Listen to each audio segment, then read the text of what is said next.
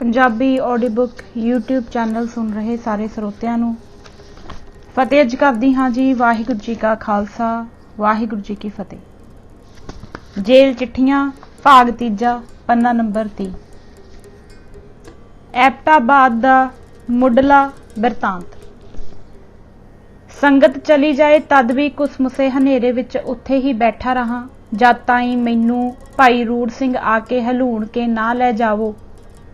ਮੈਨੂੰ ਜਾਣ ਤੇ ਉੱਠਣ ਦੀ ਆਕਾਂਖਿਆ ਹੀ ਨਾ ਫੁਰੇ, ਛਕਣ ਛਕਾਉਣ ਦੀ ਇੱਛਾ ਹੀ ਦੂਰ ਹੋ ਗਈ।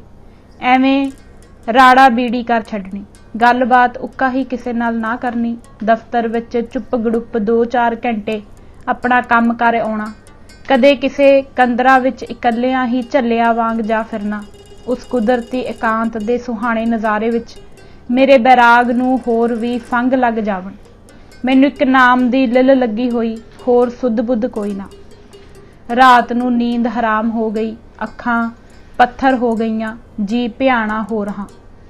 ਨਿਤਨੇਮ ਅਨੁਸਾਰ 1 ਵਜੇ ਰਾਤ ਦੇ ਉੱਠ ਕੇ ਗੁਰਦੁਆਰੇ ਵਾਲੇ ਕੂਪ ਉੱਤੇ ਇਸ਼ਨਾਨ ਕਰਨਾ, ਪਰ ਜਦੋਂ ਬਰਫ਼ ਪੈਣ ਲੱਗ ਗਈ ਤਾਂ ਆਥਣੇ ਹੀ ਸਰਬਲੋਹ ਦੀ ਬਾਲਟੀ ਜਲਦੀ ਭਰ ਕੇ ਬੁੰਗੇ ਵਿੱਚ ਇਸ਼ਨਾਨ ਅਸਥਾਨ ਪਰ ਰਖਾ ਲੈਣੀ, ਕਿਉਂਕਿ ਉਸ ਵਕਤ ਬਾਹਰ ਨਿਕਲ ਕੇ ਜਲ ਲਿਆਉਣਾ ਸੁੰਨ ਕਰ ਦਿੰਦਾ ਸੀ।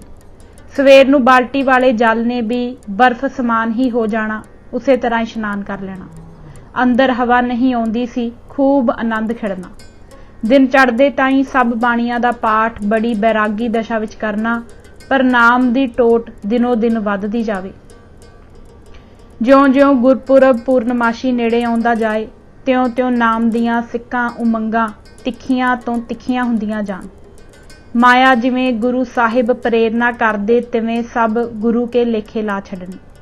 ਕੇਵਲ ਦੋਹਾਂ ਦੇ ਨਿਰਬਾਹ ਜੋਗਾ ਗੱਫਾ ਰੱਖ ਕੇ ਬਾਕੀ ਸਭ ਗੁਰੂ ਅਰਪਣ ਕਰ ਦੇਣਾ। ਬਸਤਰ ਜੋ ਘਰੋਂ ਲੈ ਗਿਆ ਸੀ ਉਹਨਾਂ ਨਾਲ ਹੀ ਗੁਜ਼ਾਰਾ ਕੀਤਾ। ਬਿਸਤਰਾ ਇਹ ਸੀ, ਇੱਕ ਕੰਬਲ ਹੇਠਾਂ ਇੱਕ ਉੱਤੇ, ਭੂਮ ਆਸਣ ਹੀ ਸਜਣਾ, ਕਿਉਂਕਿ ਗੁਰਦੁਆਰਾ ਸਨਮੁਖ ਸੀ। ਭੈ ਤੇ ਅਦਬ ਵਿੱਚ ਰਹਿਣ ਨੂੰ ਬਿਰਤੀ ਪਹਿਲਾਂ ਤੋਂ ਕਬੂਲ ਕਰ ਚੁੱਕੀ ਸੀ।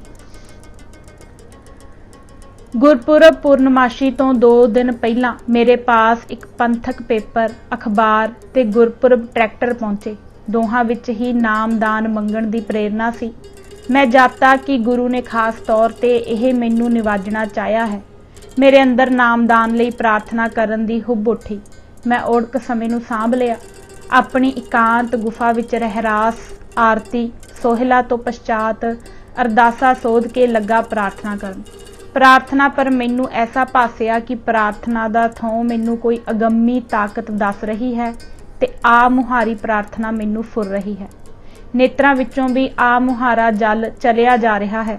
ਮੈਨੂੰ ਪ੍ਰਾਰਥਨਾ ਕਰਨ ਵਿੱਚ ਇੱਕ ਅਨੋਖਾ ਹੀ ਸਵਾਦ ਆਵੇ, ਹਟਣ ਨੂੰ ਜੀ ਨਾ ਕਰੇ। ਨਾਮ ਦੀ ਜਾਚਨਾ। ਜਦੋਂ ਹੋਰ ਸਭ ਕੁਝ ਔੜਨੇ ਬੰਦ ਹੋ ਗਿਆ ਤਾਂ ਕੇਵਲ ਹੇ ਗੁਰੂ ਨਾਮ ਬਖਸ਼, ਨਾਮ ਦਰੜਾ ਦੇ, ਨਾਮ ਜਪਣ ਲਾ ਦੇ, ਇਤਨੇ ਸ਼ਬਦ ਹੀ ਮੂੰਹੋਂ ਨਿਕਲਦੇ ਰਹੇ ਤੇ ਔੜਕ ਨੂੰ ਹੇ ਗੁਰੂ ਇਤਨੀ ਲਲਨਾ ਹੀ ਰਹਿ ਗਈ।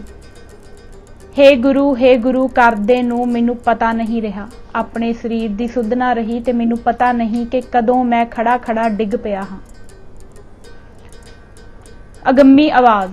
ਕੇਵਲ ਇਤਨੀ ਸੋਝੀ ਹੈ ਕਿ ਇੱਕ ਅਗੰਮੀ ਆਵਾਜ਼ ਨੇ ਹੱਲਾਸ਼ੇਰੀ ਦਿੱਤੀ ਕਿ ਉੱਠ ਤਕੜਾ ਹੋ, ਤੇਰੇ ਸੱਚੇ ਗੁਰਦੇਵ ਗੁਰੂ ਗ੍ਰੰਥ ਸਾਹਿਬ ਜੀ ਤੈਨੂੰ ਪ੍ਰਾਤਾ ਕਾਲ ਹੀ ਨਾਮ ਦੇਵਣਗੇ। ਜਿਹੜੀ ਪਹਿਲੀ ਦੁਤੁੱਕੀ ਗੁਰੂ ਮਹਾਰਾਜ ਦੀ ਗੁਰਦੁਆਰੇ ਵੜਨ ਸਾਰ ਤੇਰੇ ਕੰਨਾਂ ਵਿੱਚ ਪਵੇਗੀ, ਉਸ ਵਿੱਚ ਹੀ ਤੇਰਾ ਬੇੜਾ ਪਾਰ ਹੋ ਜਾਣਾ ਹੈ ਤੇ ਨਾਮ ਨੇ ਅੰਦਰ ਨਿਵਾਸ ਕਰ ਜਾਣਾ ਹੈ। ਸਾਵਧਾਨ ਹੋ ਕੇ ਸੰਭਾਲੀ। ਫੇਰ ਇੱਕ ਹੁੱਜ ਜਿਹੀ ਵੱਜੀ। ਮੈਂ ਸਾਵਧਾਨ ਹੋ ਗਿਆ। ਦੇਖਾਂ ਤਾਂ ਪਿਆ ਉੱਠਿਆ ਹਾਂ, ਪਰ ਬਿਰਤੀ ਮੇਰੀ ਉਸੇ ਤਰ੍ਹਾਂ ਪ੍ਰਾਰਥਨਾ ਵਿੱਚ ਹੀ ਹੈ। ਸਾਵਧਾਨ ਹੁੰਦੇ ਸਾਰ ਆ ਮੁਹਾਰੇ ਹੀ 12 ਮਾਹਾਂ ਮਾਂਝ ਦੀ ਬੈਰਾਗ ਦੀ ਧੁਨੀ ਛਿੜ ਗਈ। 12 ਮਾਹਾਂ ਮਾਂਝ ਮਹੱਲਾ ਪੰਜਵਾਂ ਘਰ ਚੌਥਾ। ਇੱਕ ਓੰਕਾਰ ਸਤਿਗੁਰ ਪ੍ਰਸਾਦ।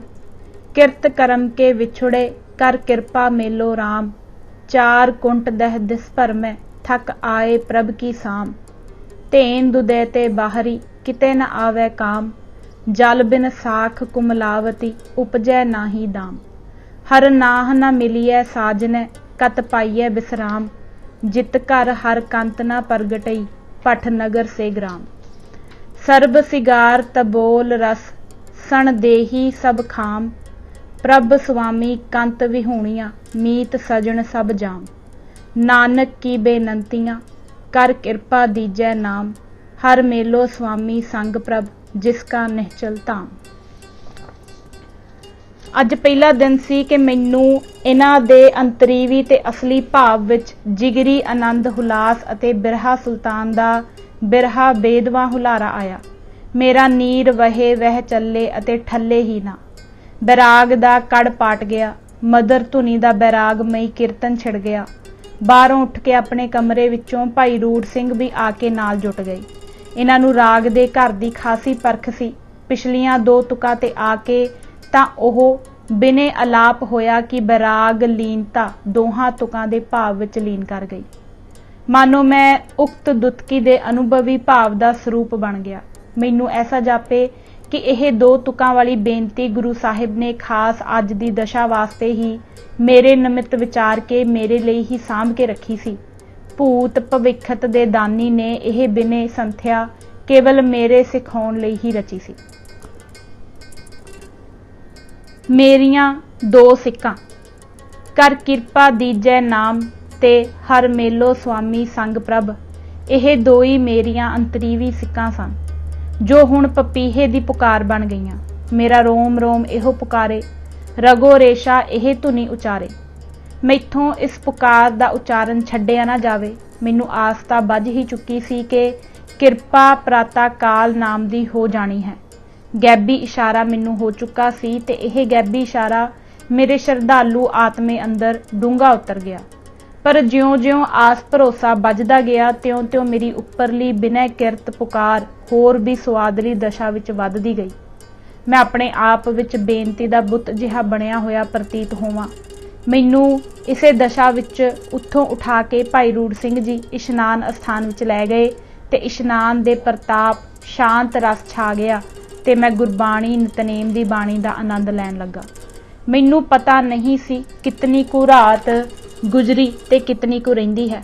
ਬਿਰਤੀ ਅਫਰ ਸੰਸਾਰਕ ਰਹਿਤ ਹੋ ਚੁੱਕੀ ਸੀ। ਉੱਪਰੋਂ ਸੁਖਮਨੀ ਸਾਹਿਬ ਜੀ ਦੇ ਪਾਠ ਨੇ ਉਹ ਸ਼ਾਂਤੀ, ਸ਼ਰਧਾ, ਸਦਕ ਤੇ ਧਰਵਾਸਾ ਵਰਤਾਇਆ ਕਿ ਅਕਥਨੀय ਹੈ। ਸਦਕ ਹੁਲਾਸ ਨਾਲ ਭਰਿਆ ਮੇਰਾ ਹਿਰਦਾ ਘੱਟ ਡੁੱਲ ਕਰੇ। ਚਾਉ ਚੜਿਆ ਹੋਇਆ ਅੰਗਾਂ ਵਿੱਚ ਫੁੱਲਿਆ ਮੇਵੇ ਸਮਾਵੇ ਨਹੀਂ। ਮੈਨੂੰ ਮਸਾਂ ਪ੍ਰਭਾਤ ਆਈ। ਮਹਾਰਾਜ ਦੇ ਪ੍ਰਕਾਸ਼ ਹੋਣ ਦੇ ਸਮੇਂ ਤੋਂ 10 ਮਿੰਟ ਪਹਿਲਾਂ ਹੀ ਗੁਰਦੁਆਰੇ ਹੋਏ ਕਿ ਸਾਹਿਬ ਸੰਭਾਲਣ ਦੀ ਠਾਣ ਲਈ। ਮੈਂ ਖਾਸਾ ਚਿਰ ਪਹਿਲਾਂ ਹੀ ਆਪਣੀ ਗੁਫਾ ਵਿੱਚੋਂ ਉੱਠ ਕੇ ਹੇਠਾਂ ਆਉਣ ਨੂੰ ਤਿਆਰ ਹੋ ਗਿਆ ਤੇ ਪਊਏ ਪਾਈ ਹੌਲੀ-ਹੌਲੀ ਗੁਰਦੁਆਰੇ ਵੱਲ ਧਾਈ ਕੀਤੀ। ਗੁਰਮੰਤਰ ਦੇ ਸਭ ਛਟਾਉਣ ਦੀ ਰਮਜ਼ੀ ਖੇਡ ਨੂੰ ਗੁਰੂਦੁਆਰਿਓਂ ਅੰਕਰਿਤ ਹੋਣ ਦੀ ਭਾਵਨਾ ਹਿਰਦੇ ਅੰਦਰ ਰੱਖਦੇ ਹੋਏ ਗੁਰਦੁਆਰੇ ਔਰ ਜਾਂਦਿਆਂ ਇਹ ਬਿਨੇ ਜੋਦੜੀ ਸਫਰ ਹੋਈ ਕਿ ਗੁਰਮੰਤਰ ਦੇ ਦ੍ਰਿੜ ਕਰਾਉਣ ਹਿਤ ਜੋ ਗੁਰਵਾਕ ਸ੍ਰੀ ਗੁਰੂ ਗ੍ਰੰਥ ਸਾਹਿਬ ਦੁਆਰਿਓਂ ਹੁਕਮਾਇਆ ਜਾਵੇਗਾ, ਗੁਰਵਾਕ ਅੰਦਰ ਰਮਜ਼ ਮਾਤਰ ਵੀ ਜੋ ਇਸ਼ਾਰਾ ਗੁਰਮੰਤਰ ਪਰਥਾਏ ਹੋਵੇਗਾ, ਉਹ ਸੰਪੂਰਨ ਗੁਰਮੰਤਰ ਸਿਮਰਨ ਨਿਮਿਤ ਨਿਸ਼ਚਿਤ ਕੀਤਾ ਜਾਵੇਗਾ। ਉਸ ਸਮੇਂ ਹਿਰਦੇ ਦ੍ਰਿਸ਼ਟੀ ਗੋਚਰ ਜਿਤਨੇ ਨਾਮ ਵੀ ਗੁਰਬਾਣੀ ਅੰਦਰ ਆਏ ਸਨ, ਉਹਨਾਂ ਵਿੱਚੋਂ ਜਿਸ ਨਾਮ ਦਾ ਇਸ਼ਾਰਾ ਰਮਜ਼ ਮਾਤਰ ਵੀ ਹੋਵੇਗਾ, ਉਸ ਨਾਮ ਨੂੰ ਸਤਨਾਮ ਸਿਮਰਨ ਯੋਗ ਗੁਰਮੰਤਰ ਨਾਮ ਦ੍ਰਿੜ ਕਰ ਮੰਨਿਆ ਜਾਵੇਗਾ। ਇਸ ਤੋਂ ਛੁੱਟ ਦੁੱਤੀ ਸਮੂਹ ਨਾਮ ਜੋ ਗੁਰਬਾਣੀ ਅੰਦਰ ਭੇਖੇ ਪਠਨ ਕੀਤੇ ਜੋ ਸਨਮੁਖ ਚਿਤਰਤ ਸਨ, ਉਹਨਾਂ ਵਿੱਚੋਂ ਗੁਰੂ ਅਤੇ ਵਾਹੋ ਪਦ ਜੇ ਆਏ ਜਾਂ ਇਹਨਾਂ ਦੋਹਾਂ ਵਿੱਚੋਂ ਕੋਈ ਇੱਕ ਵੀ ਆਇਆ ਤਾਂ ਉਸ ਤੋਂ ਇਹ ਸੰਭਾਵਨਾ ਹੋਵੇਗੀ ਕਿ ਇਹ ਵਾਹਿਗੁਰੂ ਨਾਮ ਵੱਲ ਇਸ਼ਾਰਾ ਹੈ। ਗੁਰੂ ਗੁਰੂ ਅਤੇ ਵਾਹੋ ਵਾਹੋ ਦਾ ਜਾਪ ਪੂਰਾ ਸ਼ਬਦ ਵਾਹਿਗੁਰੂ ਸਿਮਰਨ ਦਾ ਰਮਜੀ ਹੁਕਮ ਹੋਵੇਗਾ। ਦ੍ਰਿਸ਼ਟਾਂਤ ਮਾਤਰ ਜੇਕਰ ਇਹ ਹੁਕਮ ਆਇਆ, ਗੁਰੂ ਗੁਰੂ ਗੁਰ ਕਰ ਮਨ ਮੋਹਰ, ਗੁਰੂ ਬਿਨਾ ਮੈਂ ਨਾਹੀ ਹੋਰ, ਤਦ ਇਹ ਗੁਰੂ ਪਦ ਸੰਪੂਰਨ ਵਾਹਿਗੁਰੂ ਜਾਪ ਦਾ ਬੋਧਕ ਹੋਵੇਗਾ। ਅਥਵਾ ਇਉਂ ਆ ਗਿਆ, ਮੇਰੇ ਮਨ ਗੁਰ ਗੁਰ ਗੁਰ ਸਦ ਕਰੀਐ, ਰਤਨ ਜਨਮ ਸਫਲ ਗੁਰ ਕੀਆ, ਦਰਸ਼ਨ ਕੋ ਬਲਿਹਾਰੀਐ, ਤਦ ਵੀ ਇਹ ਹੁਕਮ ਵਾਹਿਗੁਰੂ ਸਿਮਰਨ ਪਰਥਾਏ ਦ੍ਰਿੜ ਕੀਤਾ ਜਾਵੇਗਾ। ਇਸ ਪ੍ਰਕਾਰ ਦੀ ਪ੍ਰਥਮ ਹੀ ਧਾਰਨਾ ਧਾਰ ਕੇ ਚਿਤਵਨੀ ਚਿਤਵਦਿਆਂ ਗੁਰਦੁਆਰੇ ਵੱਲ ਧਾਈ ਕਰੀ ਚੱਲਿਆ ਜਾ ਰਿਹਾ ਸੀ। ਗੁਰਮਤ ਨਾਮ ਦਾ ਪ੍ਰਕਾਸ਼। पर मलक मलक पैर धरां। जदों मैं अत नेड़े ढुका तां मधुर मधुर पाठ दी रसीली अत मन मोहनी दिल खिचवीं धुनी सुनी, जो मैनू मस्त करदी जावे पर बाणी स्पष्ट तौर ते सुनी ते समझी ना जावे। बड़ा हैरान कि अज सुवक्ते ही किसने महाराज दा प्रकाश कीता है ते कौन ऐसी चित चीरवीं प्रेम लटक विच अटक अटक के ते लमक लमक के पाठ कर रहा है। जद मैं ऐन दरवाजे दी दुहेली पास पुज्जा अते अंदर वार वड़न लगा तां मेरा सीस इकदम झुक गया अते फड़क मेरे सरवण स्रोत दे दरवाजे अंदर ਇਹ दो तुकां स्पष्ट आ पईयां। वेह मुताजा वे परवाह, नानक दास कहो गुरवाह। कहो गुरवाह दी ऐसी जबरदस्त चुंबक कला वाली सट पई कि तुरंत वाहिगुरू वाहिगुरू दी झरनाट दा राग मेरे रग रेशे ते लू लू अंदर छड़ गया। मानो कोई अगम दी अनाहद चाबी मेरे घट रूपी घड़ी नूं लग गई। मेरे रोम रोम नूं जीभा लग गईयां, जिन्हां विचों ओह चुअखरा जाप छिड़ पिया। सट पैंदे सार ही मैं उबड़ के महाराज दी चरण सरन डंडौत विच जा पिया। पर मैनू यह पता नहीं कि केड़ी ताकत केड़ी अमर कला ने मैनू गुरुद्वारे दी दुहेली विचों उबड़ा के ते उछाला दे के एक छिन मातर अख दे फोर विच गुरु साहिब दे निकट सन्मुखी हजूरी सरनागत विच धड़म जा सटिया। पाठ होना उदों बंद हो चुका सी। अचरज कौतक अलौकिक गुरमंत्र चित्रकारी। मैं डंडौत विचों उठ के गुरु साहिब जी दे दर्शन कीते ते फतेह बुलाई तां की देखां महाराज जी उत्ते चवर हो रहा है पर ताबे कोई नहीं, अते गुरु ग्रंथ साहिब जी दे उपर वार चंदोआ साहब ते श्री गुरु साहिब दे विचकार अदुੱਤੀ चमत्कार अते झिलमिलकार छबन्नी चकत्तर चित्रकारी विच वाहिगुरू शब्द चितरिया झिलमिल करे, जो आसरे बिहूण हवा विच मुअल्लक टिकिया लहरा मारे। गुरुद्वारे दे हवाई पुलाड़ विच चार चुफेरे यह ही कौतक वरत रहा सांगो पांग दिसे। मैं सिदक विच पंगर के सिदक दा रूप हो गया। गुरु साहिब ते मेरे बिना गुरुद्वारे विच कोई ना पर चौर होई जावे, ना चौर करन वाला हथ दिसे ते ना कोई चौर करन वाला नजर आवे। मैं बिस्माद पर सिदक विच बिस्माद हो गया अते धन गुरु दी संकेतक महिमा वाले वाहिगुरू नाम दी झुनकार होर भी बिस्म रंगां विच अरुड़ हो तुरी। धौण नीवी सुट लई ते मेरे हथ जुड़ गए। गल विच पल्लू पिया होया सी। मैं बड़े अदब भै भावनी नाल महाराज जी दी परिक्रमा करन लग पिया। मैं परिक्रमा कर ही रहा सी कि इतने नूं ग्रंथी सिंह अंदर वार ते परले पासियों निकल आया।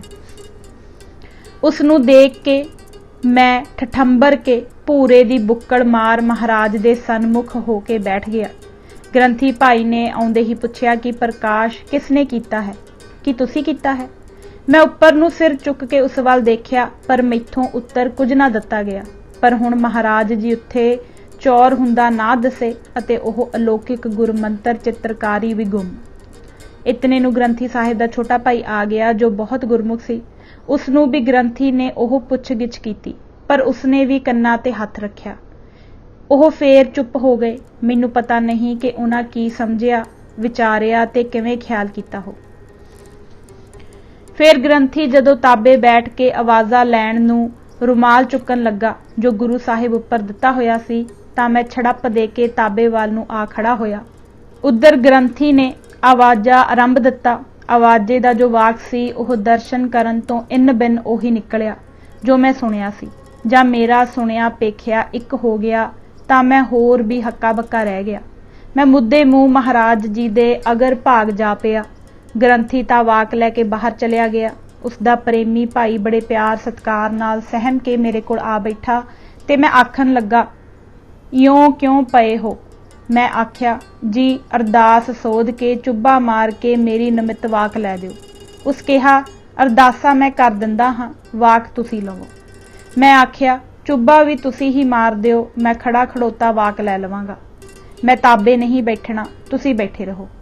उस प्रेमी ने मनण विच हुत नहीं कीती। बड़े प्रेम नाल अरदासा सोधिया, बड़ी सदक भावनी नाल अंतर ध्यान हो के चुब्बा मारिया। जां मैं वाक लिया तां ऐन प्रथम पन्ने दी पहली सतर दा आरंभ यह सी जिस ते दृष्टि चुंबक फुरती नाल जा टिकी। नाम दी महिमा ते सिमरन दी व्याख्या। वाहो वाहो करती रसना शब्द सुहाई, पूरे शब्द प्रभ मिलिया आई। वडभागिया वाहो वाहो मुँहों कढ़ाई, वाहो वाहो करह सई जन सोहणे, तिनको प्रजा पूजन आई। वाहो वाहो कर्म प्राप्त होवै, नानक दर सच्चै शोभा पाई। पढ़न सार ही मेरी रसना ते मोहर लग गई, पूरे शब्द दी ते इस पूरे शब्द करके प्रभ मिलिया आई दी सफल व्यवस्था शीघ्र ही वापर जाण दा राई संसा संदेह ना रहा, ਅਤੇ इस गल की दृढ़ता मेरे रोम रोम अंदर अंकुरित हो गई कि सचमुच सतगुरु गुरुदेव श्री गुरु ग्रंथ साहिब जी ने गुरमंत्र रूपी सच्चे रतन हीरे नूं कढ़ के तली पर रख दिता है। रतन जवेहर लाल हर नामा गुर काढ़ तली दिखलाया। ढाई करके इथों प्रथम श्लोक पत्रा परत के पढ़िया तां होर पता लगा कि वाह वाह आप अखायदा है ते अखाइंदा गुरशब्दी है। नाले यह पता लगा कि वाहो वाहो सिफत सलाह है जो जपजी साहिब दे पाठ विच पढ़दे हुंदे सी, साला ही साला ओहो इहो सिफत सलाह है। ते नाल इस श्लोक विचों यह पता लगा कि वाह इस पूरे शब्द रूपी नाम गुरमंत्र वाहिगुरू दे जापमई सिफत सलाह करदे होया ही सच मिलावा हुंदा है अते प्रभ पाया जाता है। मैनू इस वारी पौड़ी दे भोग पाउण सार ही अंतरगति यह प्रेरणा हुई कि अगाड़ी दियां पौड़ियां भी श्लोकां सहित पढ़ां। प्रेरणा हुंदे सार मैं अगला श्लोक पढ़न लग पिया तां मैनू नाम दी सिफत सलाह महिमा होर तो होर वधीक प्रगटिंदी जाए, इथों ताई कि सदा आनंद होवण, हरसियों लिव लाउण ते सत रजा विच समाउण दा यही केवल यही वसीला है। अगलेरे श्लोक तो स्पष्ट होया कि वाहो वाहो पूरा शब्द अर्थात सिफत सलाह रूपी बाणी सच है जो केवल गुरमुखी लद्दी भाल।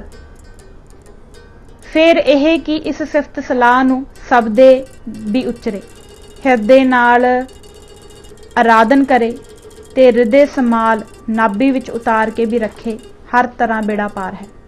फिर इस तो अगलेरी 16वीं पौड़ी दे प्रथम श्लोक विच वाहिगुरू नाम दी सिफत सलाह पक्की करके दृढ़ा दिती ते नानक वाहो वाहो इक्को कर सलाही है जी सतगुर दिया दिखाए दा ठप्पा ला दिता कि केवल इसे एके नाम ते कायम दायम रहना है जो हुण ही सतगुरु साहिब जी ने बुझाए दिया है।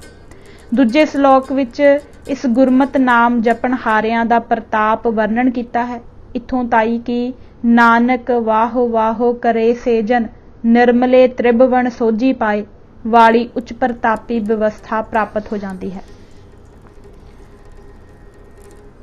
नाम की व्याख्या। इस तो अगाह दी पौड़ी का जो श्लोक पढ़िया तो इस गल का नितारा होया कि इस नाम नूं केवल ओही वडभागे जन सदा लई जपदे रहिंदे हन जिनको आप दे बुझाए। नानक गुरमुख जाणीए जाको आप करे प्रगास। ਅਤੇ नाम जपन नाल ही मन की हौमे मैल दूर हुंदी है। गल की नाम की पारल कला, नाम जपन हारियां की शोभा सुंदरता, नाम की सर्ब फल प्रदायक समर्था, नाम जपन हारियां की संगत ते मिलाप की खिन खिन लोड़, हिरदे करके ते मुख करके भी नाम नूं सुआस सुआस जपदे रहन दी तद्दी ताकीद अते नाम आराधन करन हारियां विंटू तन मन नछावर करन दी आकांक्षा आग्या, यह सब परमार्थी अर्थ इस श्लोक के भाव विच संचित होए देखे।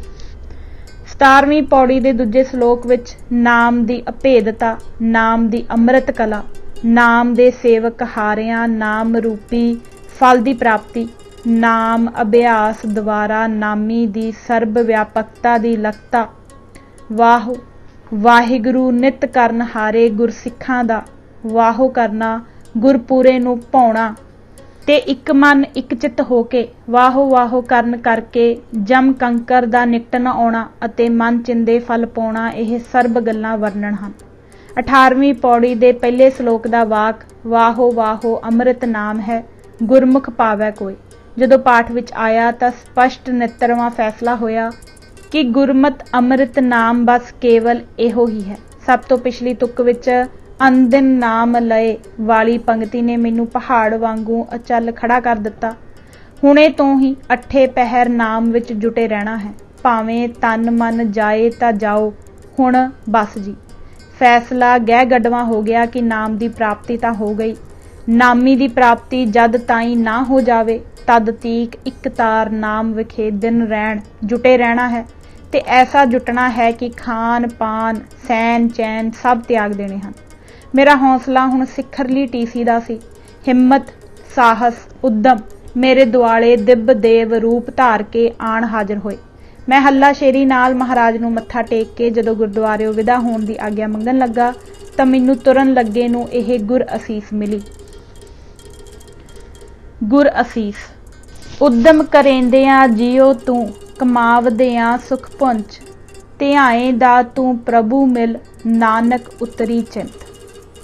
मैं इस असीस के मिलनसार धन्ना हो गया, वडभागा हो गया, अपने आप नूं प्रतीत होवां।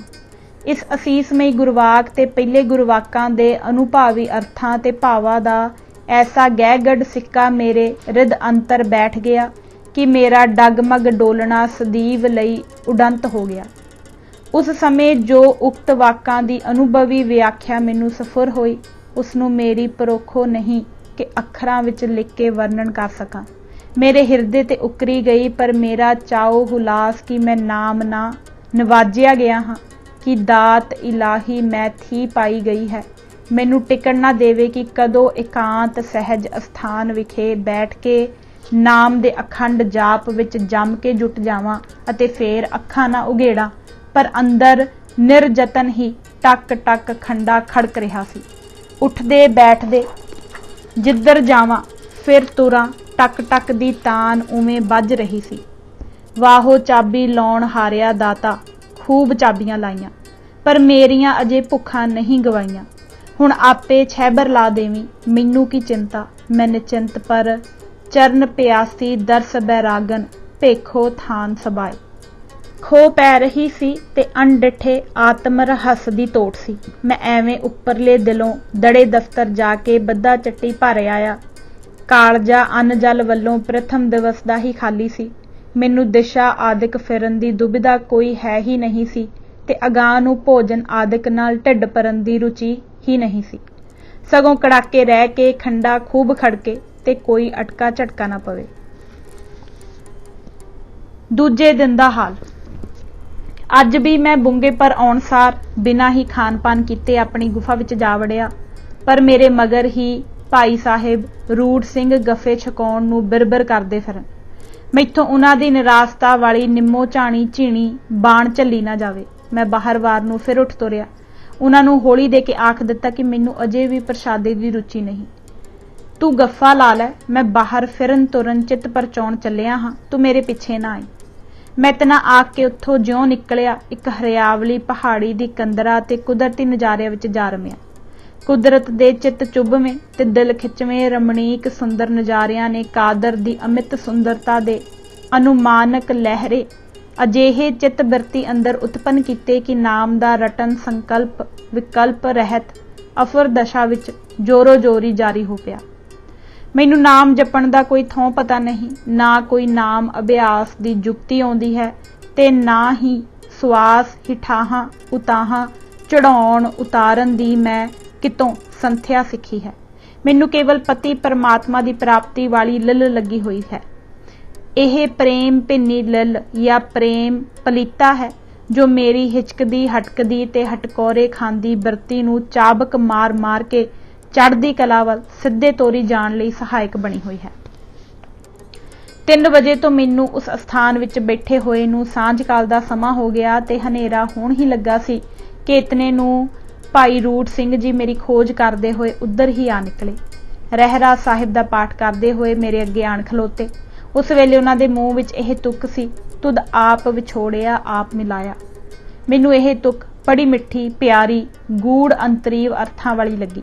नाले मैनू चेता आ गया कि रहरास साहिब का समा हो गया है ते मैं अजे पाठ करन ही नहीं लगा। मैं भाई रूड़ सिंह नूं फेर उत्थे ही अपने सामने बिठा के मुढ़ तो फेर दूजी वार पाठ सुनाउण लई आख्या। ਉਹ ਪਾਠ ਸੁਣਾਉਣ, ਮੈਂ ਨਾਲੇ ਪਾਠ ਸੁਣਾ ਨਾਲੇ ਨਾਮ ਜਪਾਂ। ਜਿਉਂ-ਜਿਉਂ ਸੁਣਾ ਤਿਉਂ-ਤਿਉਂ ਮੈਨੂੰ ਰਹਿਰਾਸ ਸਾਹਿਬ ਦੇ ਪਾਠ ਦਾ ਆਨੰਦ ਅੱਗੇ ਨਾਲੋਂ ਅਨੋਖਾ ਹੀ ਆਇਆ। ਭੋਗ ਪਏ ਪਿੱਛੋਂ ਮੈਨੂੰ ਭਾਈ ਰੂੜ ਸਿੰਘ ਜੀ ਆਖ ਵੇਖ ਕੇ ਆਪਣੇ ਨਾਲ ਹੀ ਬਸਤੀ ਵੱਲ ਮੋੜ ਲਿਆਏ। ਮੈਂ ਬੁੰਗੇ ਤੇ ਛਪਾ ਛਪ ਪਹਿਲਾਂ ਹੀ ਜਾ ਚੜਿਆ ਤੇ ਝੱਟ ਅੰਦਰ ਵੜ ਕਿਵਾੜ ਦੇ ਕੇ ਕੁੰਡੇ ਜੜ ਦਿੱਤੇ ਤੇ ਆਸਨ ਪਰ ਬੈਠ ਕੇ ਲੱਗਾ ਗੁਰੂ ਗੁਰੂ ਜਪਣ। ਲਗਾਤਾਰ ਇੱਕੇ ਸਾਹ ਲੱਗਾ ਜਾਵਾਂ। ਜਦੋਂ ਸਾਹ ਆਪੇ ਮੁੜੇ ਤੇ ਮੁੜ ਪਵੇ, ਮੈਨੂੰ ਮੋੜਨ ਹੋੜਨ ਦੀ ਕੋਈ ਪਰਵਾਹ ਤੇ ਸੁਰਤ ਸੰਭਾਲ ਨਾ ਸੀ, ਕੇਵਲ ਗੁਰੂ ਗੁਰੂ ਕਰਨ ਦੀ ਬਣੀ ਹੋਈ ਸੀ। ਦਸ਼ਾ ਐਸੀ ਬਣ ਆਈ ਕਿ ਆਸ਼ਾ ਮਨਸ਼ਾ ਫੁਰਨੇ ਫਿਕਰ ਆਦਿਕ ਦੀ ਰਦੰਤਰ ਰਾਈ ਨਾ ਰਹੀ। ਭਰਮ ਭਰਾਂਤੀ ਦੀ ਕਾਈ ਮਿਟ ਗਈ। ਇੱਕ ਦਰਸ ਪਿਆਸ ਦੀ ਆਸ ਯਥਾ ਗੁਰਵਾਕ ਏਕੈ ਆਸਾ ਦਰਸ ਪਿਆਸਾ ਆਨ ਨਾ ਭਾਵੈ। ਦੂਜੇ ਦਿਨ ਦੀ ਰਾਤ ਦਾ ਹਾਲ। ਇਹ ਆਸਾ ਵੀ ਤੀਵਰ ਤੋਂ ਤੀਵਰ ਹੁੰਦੀ ਜਾਂਦੀ ਹੈ ਤੇ ਨਾਮ ਦੇ ਜਾਪ ਵੱਲ ਮੈਨੂੰ ਹੋਰ ਵੀ ਹੱਲਾ ਸ਼ੇਰੀ ਕਰਕੇ ਲਿਆਉਂਦੀ ਹੈ। ਮੈਂ ਹੱਲੇ ਕਰ ਕਰ ਪਵਾਂ। ਰਾਤ ਤਕੜੀ ਚਲੀ ਗਈ ਸੀ। ਬਾਹਰ ਕੋਈ ਬਿਰਕਣ ਨਹੀਂ ਸੀ। ਚਤੁਰਾਈ ਸਿਆਣਪ ਮੈਨੂੰ ਕੋਈ ਵਿਆਪਦੀ ਨਹੀਂ ਸੀ। ਮੈਂ ਸਿੱਧਾ ਪੱਧਰਾ ਨਾਮ ਨੂੰ ਦੱਬੀ ਜਾਵਾਂ। ਆਲਸ ਮੇਰੇ ਨੇੜੇ ਨਾ ਆਵੇ। ਸੰਕਲਪ ਸੰਸਾ ਮੈਨੂੰ ਕੋਈ ਸੰਤਾਵੇ ਨਹੀਂ। ਨਾਮ ਜਪਣ ਦੇ ਅਨੇਕਾਂ ਹੀ ਤਰੰਗ ਮੈਨੂੰ ਫੁਰ ਪਏ। ਜਿਹੜਾ ਫੁਰੇ ਉਸੇ ਨੂੰ ਦੱਬ ਤੁਰਾਂ ਤੇ ਤੁਰੀ ਜਾਵਾਂ ਜਦ ਤਾਈਂ ਸਾਹ ਨਾ ਮੁੜੇ। ਸਾਹ ਮੁੜੇ ਤਾਂ ਫੇਰ ਹੋਰ ਤਰੰਗ ਦਾ ਤੋਰਾ ਤੁਰ ਪਵੇ। ਮੇਰੇ ਲਈ ਇਹ ਅਨੇਕ ਤਰੰਗ ਵਾਲੀਆਂ ਨਾਮ ਜਪਣ ਦੀਆਂ ਜੁਗਤੀਆਂ ਅਰਸ਼ਾਂ ਕੁਰਸ਼ਾਂ ਤੋਂ ਆਉਣ ਉਤਰੀਆਂ। ਅਣਭੋਲ ਹੀ ਵਾਹੋ ਦਾ ਲਗਨ ਵਿੱਚ ਲੱਗਿਆ ਤੁਰਿਆ ਜਾਵਾਂ। ਗਿਣਤੀ ਮਿਣਤੀ ਕੁਛ ਨਾ ਵਿਚਾਰਾਂ। ਸਰਬ ਲੋਹੀ ਸ਼ਕਤੀ। ਜੇ ਕਿਤੇ ਅੱਕ ਥੱਕ ਜਾਵਾਂ ਜਾਂ ਮਨ ਅੜੀ ਕਰ ਖੜੋਵੇ ਤਾਂ ਫੇਰ ਮਨ ਨੂੰ ਤੁਹਾਡਾ ਦੇਣ ਲਈ ਹੱਠ ਕਰਕੇ ਮੱਧ ਲਵਾਂ ਕਿ ਇੰਨੀਆਂ ਪੱਕੀਆਂ ਮਾਲਾਂ ਫੇਰ ਕੇ ਸਾਹ ਲੈਣਾ ਹੈ, ਕਿਉਂਕਿ ਸਰਬਲੋਹ ਦੀ ਮਾਲਾ ਹਰ ਵਕਤ ਮੇਰੇ ਹੱਥ ਵਿੱਚ ਹੀ ਰਹਿੰਦੀ ਸੀ। ਮੈਨੂੰ ਸਰਬਲੋਹ ਦੀ ਮਾਲਾ ਨੇ ਬੜੀ ਹੀ ਸਹਾਇਤਾ ਦਿੱਤੀ। ਛਿਨ ਮਾਤਰ ਵੀ ਨਿਸ਼ਾਨੇ ਤੋਂ ਉੱਕਣ ਨਹੀਂ ਦਿੱਤਾ ਤੇ ਚੜ੍ਹਦੀਆਂ ਕਲਾਂ ਵਾਲੀ ਜਾਪ ਪਦਵੀ ਤੇ ਮੈਨੂੰ ਯਾਦ ਚਾੜਿਆ। ਹੱਥ ਜਦ ਸੱਚੀ ਕਾਰ ਵਿੱਚ ਤਦਰੂਪ ਹੋ ਗਏ ਤਾਂ ਮਾਨੋ ਮੈਂ ਮੁਜੱਸਮ ਸਾਵਧਾਨਤਾ ਹੀ ਬਣ ਗਿਆ। ਆਲਸ ਨੇੜੇ ਨਹੀਂ, ਦਲਿੱਦਰ ਦੂਰ ਹੋ ਗਿਆ। ਥਕੇਵਾਂ ਅਕੇਵਾਂ ਤੇ ਢਿੱਲਪੁਣਾ ਖਬਰ ਨਹੀਂ ਕਿੱਧਰ ਨਸ ਭੱਜ ਗਏ। ਬਿਜਲੀ ਦੇ ਠੰਡੇ ਠਾਰ ਚਿੰਗਾਰੇ। ਐਸੀ ਸਰਬ ਲੋਹੀ ਸ਼ਕਤੀ ਵਰਤੀ ਤੇ ਐਸੀ ਸਰਬ ਲੋਹੀ ਰਕਸ਼ਾ ਹੋਈ ਕਿ ਮੇਰੀਆਂ ਉਂਗਲੀਆਂ ਦੇ ਪੋਟਿਆਂ ਵਿੱਚੋਂ ਜਿੱਥੇ ਦਬਾ ਦਬ ਸਰਬ ਲੋਹੀ ਮਾਲਾ ਦੇ ਮੋਤੀਆਂ ਦੀ ਘਾਸ ਪੈਂਦੀ ਸੀ, ਇਹੋ ਜਿਹੇ ਬਿਜਲੀ ਦੀਆਂ ਤਾਰਾਂ ਵਾਲੇ ਠੰਡੇ ਠਾਰ ਚਿੰਗਾਰੇ ਉੱਠੇ ਤੇ ਉਹਨਾਂ ਪੋਟਿਆਂ ਵਿੱਚੋਂ ਉੱਠ ਕੇ ਸਾਰੇ ਸਰੀਰ ਦੀ ਤਾਰ ਤਾਰ ਵਿੱਚ ਜਾ ਪ੍ਰਵੇਸ਼ ਹੋਏ ਕਿ ਅੱਗੇ ਜਿੱਥੇ ਜਿਗਰ ਅਸਥਾਨ ਤੇ ਇੱਕ ਖੰਡਾ ਖੜਕਦਾ ਸੀ, ਹੁਣ ਉੱਥੇ ਹੀ ਅਨੇਕਾਂ ਖੰਡੇ ਦੇ ਹੀ ਪਿੰਡੇ ਦੇ ਤਿਲ ਤਿਲ ਮਾਤਰੀ ਖੰਡ ਖੰਡ ਵਿਖੇ ਖੜਕਣ ਲੱਗ ਪਏ। ਨਾਮ ਦੇ ਖੰਡੇ ਦਾ ਖੜਕਾਰ। ਇਸ ਦੇਹੀ ਰੂਪੀ ਪਿੰਡ ਦੀ ਇਹ ਅਖੰਡਾਕਾਰ ਖੰਡੇ ਖੜਕਦੀ ਦਸ਼ਾ ਦੇਖ ਕੇ ਇੱਕ ਛਿਨ ਤਾਂ ਦਿਲ ਨੇ ਧੜਕਾ ਖਾਧਾ, ਪਰ ਦੂਜੀ ਛਿਨ ਹੀ ਸ਼ਾਂਤ ਛਾ ਗਈ ਤੇ ਸੁੰਨ ਦਸ਼ਾ ਵਾਪਰ ਗਈ। ਸਵੈ ਸਰੂਪ ਦੀ ਲਗਤਾ।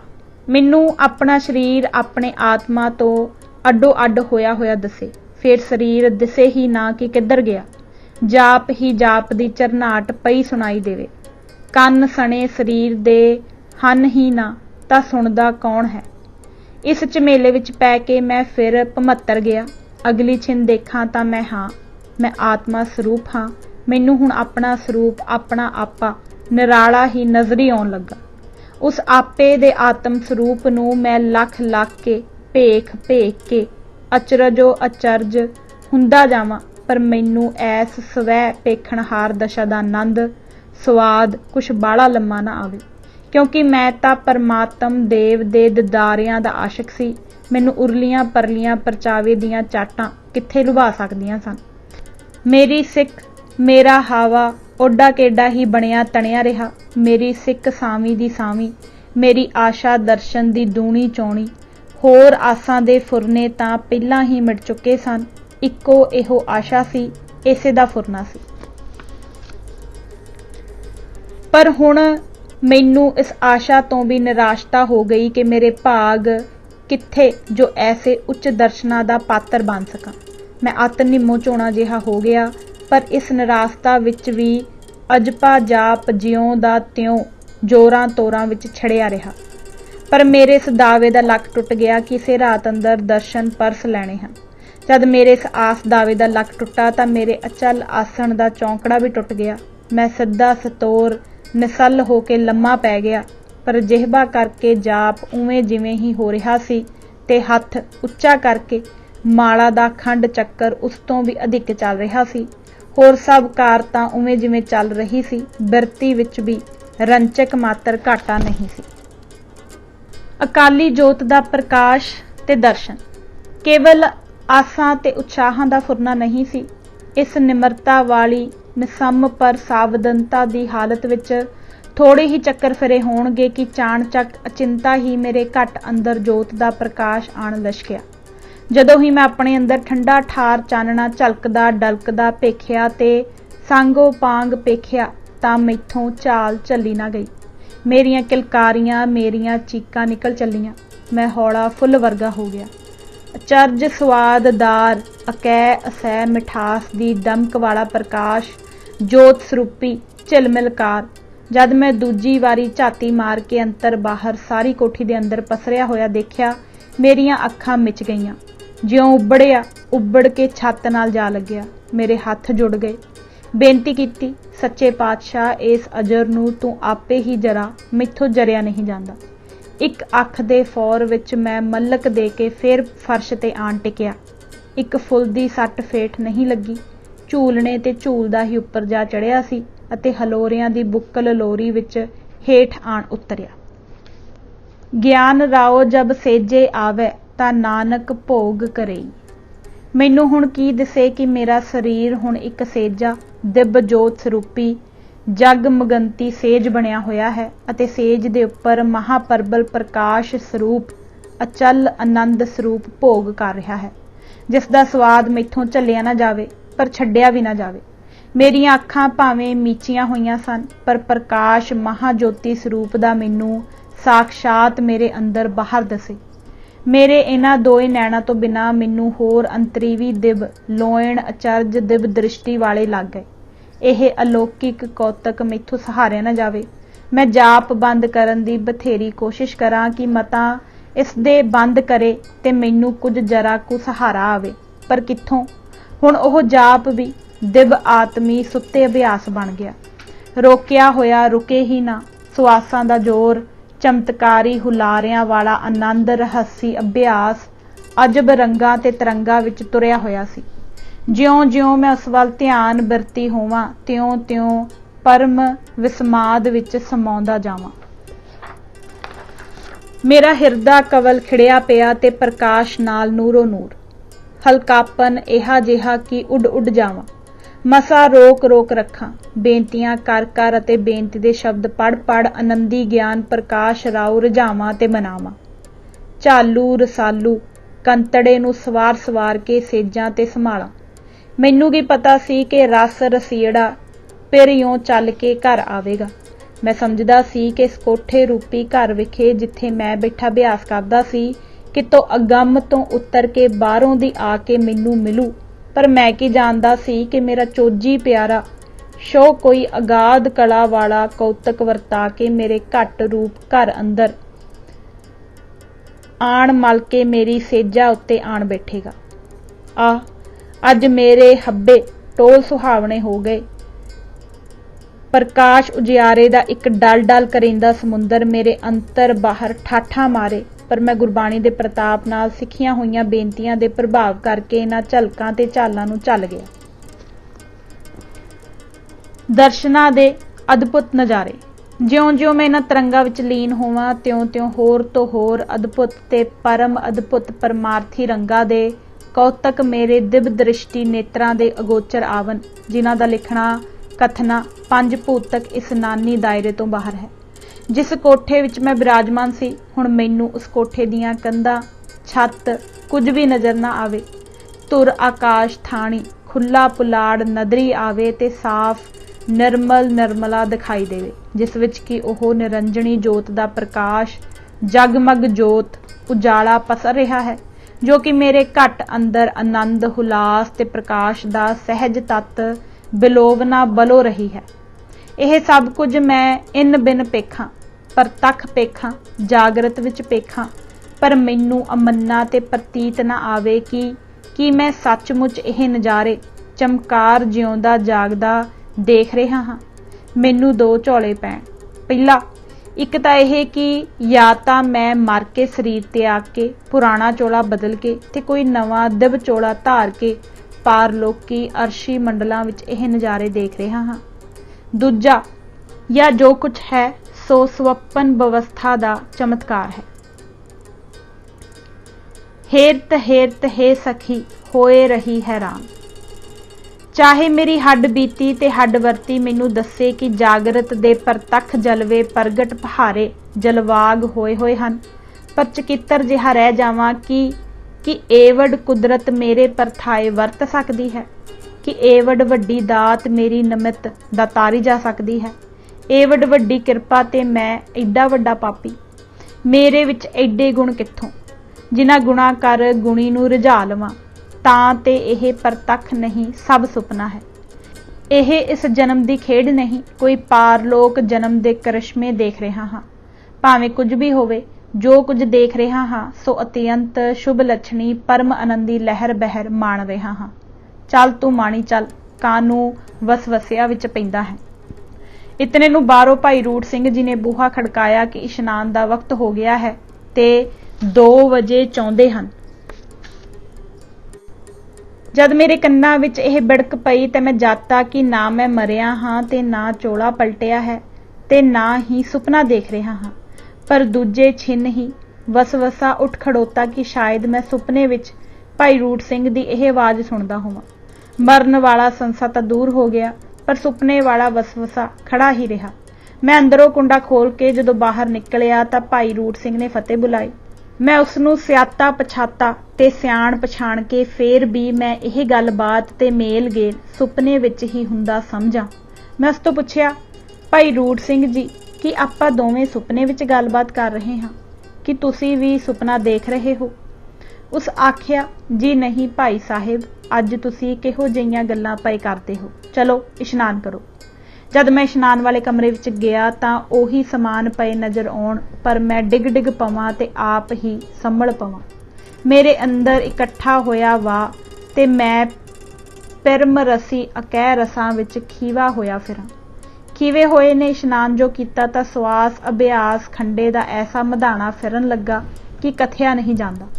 ਜਪਜੀ ਸਾਹਿਬ ਦਾ ਪਾਠ ਆਰੰਭ ਦਿੱਤਾ ਤੇ ਕਛਹਿਰਾ ਬਦਲ ਕੇ ਉੱਥੇ ਹੀ ਪਾਠ ਅਭਿਆਸ ਕਰਨ ਬੈਠ ਗਿਆ। ਕੇਵਲ ਸੀਸ ਤੇ ਦਸਤਾਰਾ ਤੇ ਤੇੜ ਕਛਹਿਰਾ, ਉਂਝ ਨੰਗਮ ਨੰਗਾ, ਮੈਨੂੰ ਕੱਕਰ ਪਾਲਾ ਪੋਹੇ ਹੀ ਨਾ। ਦੇ ਅਧਿਆਸ ਮੇਰਾ ਮੂਲੋਂ ਹੀ ਘਟ ਗਿਆ, ਦੇਹੋ ਬਦੇ ਹੋ ਗਿਆ। ਚਲੂਲੇ ਰੰਗਾਂ ਵਿੱਚ ਮਸਤਲ ਮਸਤ ਬਿਸਮਾਦੀ ਸਵਾਦਾਂ ਦਾ ਗਟਾਕ ਰਸ ਲੈਂਦਾ ਹੋਇਆ ਮੂਲ ਮੰਤਰ ਦਾ ਪਾਠ ਕਰਾਂ। ਕਰ ਕੇ ਬਿਸਮਾਦੋਂ ਮਹਾ ਬਿਸਮਾਦ ਹੁੰਦਾ ਜਾਵਾਂ, ਅਗਾਂਹ ਪਾਠ ਤੁਰੇ ਹੀ ਨਾ। ਇੱਕ ਤਾਂ ਨਾਮ ਅਭਿਆਸ ਦੀ ਬਿਜਲੀ ਮੇਰੀ ਰੁਮਾਵਲੀ ਅੰਦਰ ਇਧਰੋਂ ਉਧਰ ਤੇ ਉਧਰੋਂ ਇੱਧਰ ਲਹਿਰੇ ਮਾਰਦੀ ਫਿਰੇ, ਅਤੇ ਦੂਜਾ ਮਹਾ ਤੇਜਸਵੀ ਪ੍ਰਕਾਸ਼ ਰੂਪ ਜੋਤੀ ਨਿਧਾਨ ਦਾ ਸੇਜਾ ਸਥਾਨ ਤੇ ਕਟਕਦਾ ਭੋਗ ਰਸ ਵਿਗਾਸ ਪਸਰਿਆ ਹੋਇਆ। ਤੀਜੇ ਹੁਣ ਮਹਾ ਮੰਤਰ ਸ਼੍ਰੀ ਜਪਜੀ ਸਾਹਿਬ ਦਾ ਪਾਰਸ ਚੁੰਬਕੀ ਤੇਜ ਪ੍ਰਤਾਪ ਤੇ ਸਹਿਜ ਸਮਾਧੀ ਵਾਲਾ ਪਾਠ ਮੈਂ ਗੁੰਦਾ ਹੋ ਜਾਵਾਂ। ਰਸ ਮਗਨ ਹੋਏ ਨੂੰ ਕੌਣ ਹੋੜੇ ਤੇ ਪਾਠ ਪ੍ਰਵਾਹ ਵਿੱਚ ਤੋਰੇ। ਅੱਜ ਮੈਨੂੰ ਜਪਜੀ ਸਾਹਿਬ ਦੀ ਤੁਕ ਤੁਕ ਦਾ ਉਹ ਸਵਾਦ ਆਵੇ ਤੇ ਉੱਚ ਗਿਆਨ ਕਲਾ ਦਾ ਉਹ ਅਨੁਭਵੀ ਪ੍ਰਕਾਸ਼ ਭਾਵ ਫੁਰੇ ਕਿ ਅੱਗੇ ਕਦੀ ਸੁਣਿਆ ਪੇਖਿਆ ਤੇ ਅਨੁਭਵ ਨਹੀਂ ਕੀਤਾ ਸੀ। ਮੈਂ ਬਥੇਰਾ ਜ਼ੋਰ ਲਾਵਾਂ ਪਰ ਮੈਥੋਂ ਅੱਗੇ ਤੁਰਿਆ ਨਾ ਜਾਵੇ। ਤੁਕ ਤੁਕ ਤੇ ਅਟਕਾਂ ਤੇ ਤੁਕ ਤੁਕ ਤੇ ਰਸ ਲੀਨ ਹੋ ਜਾਵਾਂ। ਬਿਸਮਾਦੀ ਦਸ਼ਾ। ਇਸ ਬਿਸਮਾਦੀ ਆਨੰਦ ਲਹਿਰ ਦੀ ਮਹਿਮਾ ਕਿੱਥੋਂ ਕੁ ਤੀਕ ਵਰਣਨ ਕਰਾਂ। ਮੇਰੇ ਅੰਦਰ ਉੱਕੀ ਹੀ ਸਮਰਥਾ ਨਹੀਂ, ਬਸ ਕਹਿਬੇ ਕੋ ਸੋਭਾ ਨਹੀਂ, ਦੇਖਾ ਹੀ ਪ੍ਰਵਾਨ। ਪੈਰੋ ਪੈਰ ਰਸ ਭਿੰਨੜੀਆਂ ਜੋਦੜੀਆਂ ਕਰਾਂ ਤੇ ਕਰ ਪਾਠ ਦੀਆਂ ਪਵੜੀਆਂ ਤੇ ਚੜਾਂ। ਜੇ ਮੈਂ ਗੁਰਬਾਣੀ ਦਾ ਤਕੜਾ ਅਭਿਆਸੀ ਰਸੀਆ ਨਾ ਹੁੰਦਾ ਅਤੇ ਗੁਰਬਾਣੀ ਦੇ ਗੋਜ ਗੁਣਾ ਦਾ ਜਾਣੂ ਤੇ ਇਹਨਾਂ ਗੁਣਾ ਕਰ ਅਜਰ ਨੂੰ ਜਰ ਸਕਣ ਲਈ ਬੇਨਤੀਆਂ ਕਰਨ ਨਾ ਸਿੱਖਿਆ ਹੁੰਦਾ ਤਾਂ ਉੱਕਾ ਹੀ ਮਦਹੋਸ਼ੀ ਦੀ ਦਸ਼ਾ ਵਾਲਾ ਹੋ ਜਾਂਦਾ ਤੇ ਸਹਿਜ ਵਿਵਸਥਾ ਵਿੱਚ ਸਮਾਉਣ ਤੋਂ ਬਹੁਤ ਪਰੇਡੇ ਰਹਿ ਜਾਂਦਾ। ਜਪਜੀ ਸਾਹਿਬ ਦਾ ਪਾਠ। ਸ਼੍ਰੀ ਜਪਜੀ ਸਾਹਿਬ ਦਾ ਪਾਠ ਅੱਜ ਵਿਚਾਲੇ ਹੀ ਰਹਿ ਗਿਆ ਤੇ ਨਾ ਹੋ ਸਕਿਆ। ਮਾਨੋ ਇਹ ਮੇਰੇ ਅਦਵਾਟ ਹੀ ਗੁੱਟ ਹੋ ਜਾਣ ਦੀ ਨਿਸ਼ਾਨੀ ਸੀ। ਜਿਉਂ-ਜਿਉਂ ਬੇਨਤੀ ਕਰਾਂ ਤਿਉਂ-ਤਿਉਂ ਕਿਰਪਾ ਹੁੰਦੀ ਜਾਵੇ ਤੇ ਪਾਠ ਵੀ ਤੁਰਦਾ ਜਾਵੇ। ਅੰਤ ਪੌ ਫੁੱਟਣ ਤਾਈਂ ਅੱਜ ਮੈਥੋਂ ਮਸਾਂ ਇੱਕ ਪਾਠ ਜਪਜੀ ਸਾਹਿਬ ਦਾ ਹੋ ਸਕਿਆ, ਪਰ ਸ਼ੁਕਰ ਹੈ ਕਿ ਹੋ ਗਿਆ। ਕਿੱਥੇ ਅੱਗੇ ਇਸ ਸਮੇਂ ਵਿੱਚ ਜਪਜੀ ਸਾਹਿਬ ਦੇ 5 ਪਾਠ ਤੇ ਨਿਤਨੇਮ ਦੀਆਂ ਸਾਰੀਆਂ ਬਾਣੀਆਂ ਦੇ ਪਾਠ ਹੋ ਜਾਂਦੇ ਤੇ ਕਿੱਥੇ ਅੱਜ ਇੱਕੋ ਪਾਠ ਜਪਜੀ ਸਾਹਿਬ ਦਾ, ਪਰ ਅਜੇ ਵੀ ਮੈਨੂੰ ਸੁਪਨ ਅਵਸਥਾ ਦੀ ਭ੍ਰਾਂਤੀ ਪਵੇ। ਇਤਨੇ ਨੂੰ ਭਾਈ ਰੂੜ ਸਿੰਘ ਜੀ ਬਸਤਰ ਲੈ ਕੇ ਆਏ ਤੇ ਕਿਹਾ ਕਿ ਬਸਤਰ ਸਜਾ ਲਵੋ। ਮੈਨੂੰ ਪਤਾ ਲੱਗਾ ਕਿ ਮੈਂ ਸ਼ਸਤਰ ਬਸਤਰ ਅਜੇ ਸਜਾਏ ਹੀ ਨਹੀਂ, ਛੇਤੀ ਸਜਾ ਕੇ ਗੁਰਦੁਆਰੇ ਸਾਹਿਬ ਜਾਣ ਲੱਗਾ। ਪਰ ਮੇਰੇ ਹਿਰਦੇ ਵਿੱਚ ਇਹੋ ਸ਼ੱਕ ਸੰਕੋਚ ਕਿ ਸ਼ਾਇਦ ਮੈਂ ਅਜੇ ਸੁਪਨਾ ਹੀ ਵੇਖ ਰਿਹਾ ਹਾਂ। ਪਰੰਤੂ ਦੰਦਾ ਉਜਾਲਾ ਦੇਖ ਕੇ ਮੈਂ ਨਿਸ਼ਚੈ ਕਰਾਂ ਕਿ ਸੁਪਨਾ ਤਾਂ ਰਾਤ ਨੂੰ ਆਉਂਦਾ ਹੈ ਤੇ ਸੁਪਨੇ ਵਿੱਚ ਰਾਤ ਤੋਂ ਦਿਨ ਕਦੀ ਨਹੀਂ ਚੜ੍ਹਦਾ ਵੇਖਿਆ। ਅਕਾਲ ਪੁਰਖ ਦੀ ਜੋਤ ਦਾ ਪ੍ਰਕਾਸ਼ ਤੇ ਦੰਦਾ ਚਾਨਣ। ਦੂਜੇ ਜੋਤ ਪ੍ਰਕਾਸ਼ ਦਾ ਉਜਿਆਰਾ ਜੋ ਮੈਂ ਪੇਖ ਪਰਸ ਰਿਹਾ ਸੀ ਤੇ ਅੰਤਰੇ ਅੰਤਰ ਮਾਣ ਰਿਹਾ ਸੀ, ਉਹ ਨਿਰਾਲਾ ਹੀ ਦਿਸੇ। ਦਿਨ ਦੇ ਉਜਾਲੇ ਤੋਂ ਇਸ ਅਲੌਕਿਕ ਉਜਿਆਰੇ ਦੀ ਭਾਵ ਵੱਖਰੀ ਹੀ ਮਾਰੇ। ਮੈਂ ਹੰਬੜਾ ਮਾਰ ਕੇ ਬਾਹਰ ਖੁੱਲੇ ਬਰਾਂਡੇ ਵਿੱਚ ਆ ਖੜੋਤਾ। ਆਕਾਸ਼ ਵੱਲ ਵੇਖਾਂ ਤਾਂ ਸਾਰਾ ਬ੍ਰਹਿਮੰਡ ਇਸ ਜੋਤ ਪ੍ਰਕਾਸ਼ੀ ਰੰਗ ਨਾਲ ਰੰਗੀਂਜਿਆ ਪਿਆ ਹੈ। ਭੂਰੇ ਦੀ ਬੁੱਕਲ ਮਾਰ ਕੇ ਮੈਂ ਸਨੇ ਗੁਰਦੁਆਰੇ ਵੱਲ ਨੂੰ ਹੋ ਲਿਆ, ਪਰ ਮੇਰੇ ਪੈਰ ਲੜਖੜਾਉਣ ਤੇ ਚਾਲ ਡਗਮਗਾਵੇ। ਮਨ ਮੇਰੇ ਪੈਰ ਧਰਤੀ ਤੇ ਲੱਗਦੇ ਹੀ ਨਹੀਂ। ਮੈਂ ਡਿੱਗ ਪਵਾਂ, ਪਰ ਉੱਪਰ ਬੋਚਿਆ ਜਾਵਾਂ ਤੇ ਆਪਣੇ ਜੀਵ ਵਿੱਚ ਆਪਣੇ ਨਾਲ ਇਹੋ ਚਿਤਵਦਾ ਜਾਵਾਂ ਕਿ ਮੈਂ ਸੱਚਮੁੱਚ ਅੱਜ ਆਪਣੇ ਮਨ ਬਾਛਤ ਵਰ ਨੂੰ ਪ੍ਰਾਪਤ ਕਰ ਲਿਆ ਹੈ, ਕਿ ਅਜੇ ਸੁਪਨਾ ਹੀ ਹੈ। ਅੱਛਾ ਸਤਿਗੁਰੂ ਗੁਰਦੇਵ ਜੀ, ਤੇਰੇ ਹਜ਼ੂਰ ਚੱਲੇ ਹਾਂ। ਤੂੰ ਆਪੇ ਹੀ ਮੇਰੀ ਇਸ ਵਿਵਸਥਾ ਤੇ ਮੋਹਰ ਛਾਪ ਲਾ ਦੇਵੀਂ। ਤੂੰ ਆਪੇ ਆਪਣੇ ਹਜ਼ੂਰ ਜਾਣ ਸਾਰ ਪਰੋੜਤਾ ਮਈ ਵਾਕ ਮੇਰੇ ਸਰਵਣ ਸਰੋਤ ਕਰਾਏ ਕੇ ਮੇਰਾ ਭਰਮ ਨਿਵਰਤ ਕਰ ਦੇਵੀਂ, ਤਾਂ ਮੈਂ ਪਤੀਜੂ ਕਿ ਮੈਂ ਸੱਚਮੁੱਚ ਪਰਤੱਖ ਜਾਗਰਤ ਅਵਸਥਾ ਵਿੱਚ ਸੁਹਾਗ ਭਾਗ ਵਾਲਾ ਆਨੰਦ ਰਸ ਮਾਣ ਰਿਹਾ ਹਾਂ। ਜਦ ਮੈਂ ਗੁਰਦੁਆਰੇ ਜਾ ਕੇ ਵੜਿਆ ਤਾਂ ਇਹ ਸੁਖਦਾਇਨੀ ਸੋਹਿਲਾ ਮੇਰੇ ਕੰਨਾਂ ਵਿੱਚ ਪਿਆ।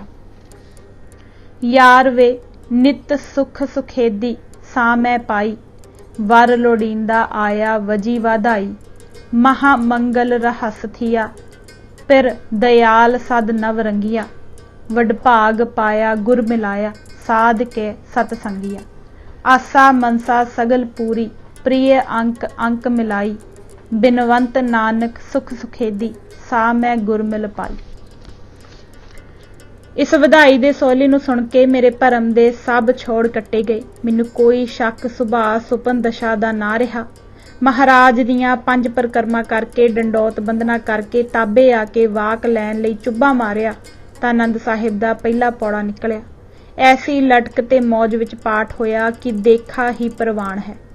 ਅੱਜ ਆਨੰਦ ਦੇ ਅਸਲ ਅਰਥਾਂ ਦਾ ਪਤਾ ਲੱਗਾ। ਠੀਕ ਹੈ, ਆਨੰਦ ਸਭ ਕੋ ਕਹੈ, ਆਨੰਦ ਗੁਰੂ ਤੇ ਜਾਣੇ। ਅਸਲ ਅਰਥਾਂ ਵਿੱਚ ਅੱਜ ਸਤਿਗੁਰੂ ਮੈਂ ਪਾਇਆ ਦਾ ਗੋਜ ਗਿਆਨ ਪ੍ਰਗਟਿਆ। ਅੱਜ ਮੇਰੀਆਂ ਮੌਜਾਂ ਦਾ ਮਿੱਤ ਸੁਮਾਰ ਅੰਤ ਪਾਰਵਾਰ ਕੋਈ ਨਾ। ਮੈਂ ਆਨੰਦ ਮਗਨ ਹੋ ਗਿਆ। ਐਸੀ ਲਿਵ ਬੱਜੀ ਕਿ ਅੱਖਾਂ ਝਮਕਣੋਂ ਰਹਿ ਖੜੋਤੀਆਂ। ਜਾਣੀ ਦਾ ਜਮਾਲ ਰਸ ਅੰਤਰ ਬਾਹਰ ਪੀਵਨ, ਪਰ ਰਜੀਵਨ ਤੋਂ ਬਿਨਾਂ ਗੱਟ ਪੀ ਜਾਂਦਾ ਹਾਂ। ਇੱਕੋ ਆਸਣ ਬੈਠ ਕੇ ਅਖੰਡ ਪਾਠ ਦਾ ਸੁਣਨਾ। ਇਤਨੇ ਨੂੰ ਇੱਕ ਸਿੰਘ ਸੱਜਣ ਨੇ ਮੈਨੂੰ ਆ ਕੇ ਆਖਿਆ, ਚਲੋ ਜੀ, ਦੂਜੇ ਨਾਲ ਦੇ ਗੁਰਦੁਆਰੇ ਵਿੱਚ ਹੁਣੇ ਹੀ ਸ਼੍ਰੀ ਗੁਰੂ ਗ੍ਰੰਥ ਸਾਹਿਬ ਜੀ ਦਾ ਪਾਠ ਗੁਰਪੁਰਬ ਨਿਮਿਤ ਆਰੰਭ ਹੋਣਾ ਹੈ, ਉੱਥੇ ਚੱਲ ਕੇ ਆਨੰਦ ਲਵੋ। ਮੈਨੂੰ ਹੋਰ ਵੀ ਵਧੇਰੇ ਚਾਉ ਚੜ ਗਿਆ ਤੇ ਚਾਉ ਚਈਲਾ ਉੱਠ ਤੁਰਿਆ। ਉੱਥੇ ਬੜੀ ਸੰਗਤ ਜੁੜੀ ਹੋਈ ਸੀ। ਮੈਂ ਦੂਰੋਂ ਹੀ ਮਹਾਰਾਜ ਨੂੰ ਨਮਸਕਾਰ ਕਰਕੇ ਸੰਗਤ ਨੂੰ ਫਤਿਹ ਬੁਲਾ ਕੇ ਚੁੱਪ ਕੀਤਾ। ਪਿਛਲੇ ਪਾਸੇ ਸੰਗਤ ਦੇ ਜੋੜਿਆਂ ਵਿੱਚ ਇੱਕ ਨੁਕਰੇ ਜਾ ਬੈਠਾ। ਇੱਥੋਂ ਮੈਂ ਸੰਗਤ ਦੇ ਦਿਦਾਰੇ ਖੁੱਲਾ ਕਰ ਸਕਾਂ ਤੇ ਕੇਰੇ ਵੱਲ ਕੋਈ ਗੌ ਨਾ ਕਰ ਸਕੇ। ਇੱਥੇ ਮੈਂ ਗੁਰੂ ਸਾਹਿਬ ਦੇ ਵੀ ਸਨਮੁਖ ਸੀ। ਮੈਂ ਕੰਬਲ ਦੀ ਬੁੱਕਲ ਮਾਰ ਆਨੰਦ ਵਿੱਚ ਮਗਨ ਬੈਠ ਗਿਆ। ਕੀਰਤਨ ਹੋ ਰਿਹਾ ਸੀ। ਮੇਰੇ ਅੰਦਰ ਕਾਗਾਂ ਉੱਠਣ ਕਿ ਨਾਲ ਜਾ ਕੀਰਤਨ ਕਰਾਂ, ਪਰ ਮੈਨੂੰ ਮੇਰੀ ਆਨੰਦ ਮਗਨਤਾ ਉੱਥੋਂ ਉੱਠਣ ਨਾ ਦੇਵੇ। ਇਤਨੇ ਨੂੰ ਕੀਰਤਨ ਸਮਾਪਤ ਹੋਇਆ ਤੇ ਆਰੰਭ ਦਾ ਅਰਦਾਸਾ ਹੋ ਕੇ ਅਖੰਡ ਪਾਠ ਆਰੰਭ ਹੋ ਗਿਆ। ਮੇਰੀ ਸਾਰੀ ਆਯੂ ਵਿੱਚ ਇਹ ਪਹਿਲਾ ਅਖੰਡ ਪਾਠ ਸੀ ਜੋ ਮੈਂ ਦੇਖਿਆ। ਜਪਜੀ ਸਾਹਿਬ ਦੇ ਪਾਠ ਸਮਾਪਤ होण पर कड़ाह प्रसाद वरताया गया ते संगत अपने अपने कंमां नूं खिंड खपर गई। कोई विरले सज्जण रह गए ते थोड़े चिर पिछों वो भी चले गए ते जांदे जांदे मैनू भी टुंब गए। गैबी हुक्म, मैं मत्था टेक आग्या मंगी ते ना मिली। हुक्म होया बैठा रहो, कित्थे जाना है। बस फिर की सी, मेरा हुण फिरना जाना रह गया। गुरदेव दी अकाली आग्या नूं कौन उलंघे। उत्थे मंडल विख 5 पाठी ते धूपीए आदिक सेवादारां तो बिना सरोता केवल मैं ही रह गया। उस तो पश्चात 4 सज्जण आउण, 2 चले जाण, ओह उठ जाण, फिर होर आ जाण। इवें जिवें आवाजाई लगी ही रही, पर मैनू एक आसन मालक ने प्रेम बंधन विच बन के बिठा छड्डिया। मैनू कौन हिलावे। परमार्थी रंगां दा पारावार था, हद बन्ना कोई नहीं। इन्हां रंगां दे रंग होर तो होर वधी जाण अते मेरे अंदर मानण जरी जावण दी शक्ति वधी जावे। इक्को आसन ते बैठा अडोल आनंद माणी जावां। गल की 16 पहर बराबर इक्को अडोल आसनी लिवताड़ी विच बैठा के महाराज जी ने आप किरपालता कर समूह अखंड पाठ आद तो अंत तक मैथों सुनवाया। सारा पाठ गुर किरपा कर पूरन सावधानता सहित सुनिया, एक निमख भी ना डोलिया। दसम दुआर दी खेड, यह प्रताप तुहारा रुण झुण दी गुंजार गूंज उठी। दसम दुआर दी अचरज खेड, किवाड़ खुलन लगे। माईरी पेख रही बिस्माद, अनहद धुनी मेरा मन मोहियो अचरज ताके स्वाद। अखंड पाठ संपूर्ण होया। आरती दे शब्दां दा कीर्तन किया गया। मेरे अंतर अद्भुत रंगली आरती उतरदी जावे। आरती दे शब्दां दे भाव दा वरतारा इन्न बिन्न असल सुच्चे रंगां विच वरत रिहा सी। ढोलकी छैणे वजनों हट गए, पर मैनू अनक प्रकार दे राग रतन कीर्तन खंडा ब्रह्मंडा विच हुंदे सुणदे सन। कौन अख उघेड़े झलमल झलमलाटां दा थर्राट दिब जोतमई प्रकाश सारे आकाश मंडल दे पुलाड़ विच झलकारे मारे। जद मैं श्री गुरु ग्रंथ साहिब जी दे सिंघासन वल तक्कां तां बड़ा तिखा तेज झल्लिया ना जावे, पर प्रभाव बड़ा ठंडा ते मिठा। सारे सतसंग मंडल विखे इस सिंघासन वल्लों जोत किरना 4 चफेरे पै रहीआं सन ते संगत टको टकी जुड़ी बैठी सी, सब दियां अखां मेरे वल। अज असी इस किताब दा तीजा भाग इत्थों तक ही पढ़ांगे। बाणी पढ़दे होए होईयां भुलां चुकां लई मैं मुआफ़ी मंगदी हां। वाहिगुरू जी का खालसा, वाहिगुरू जी की फतेह।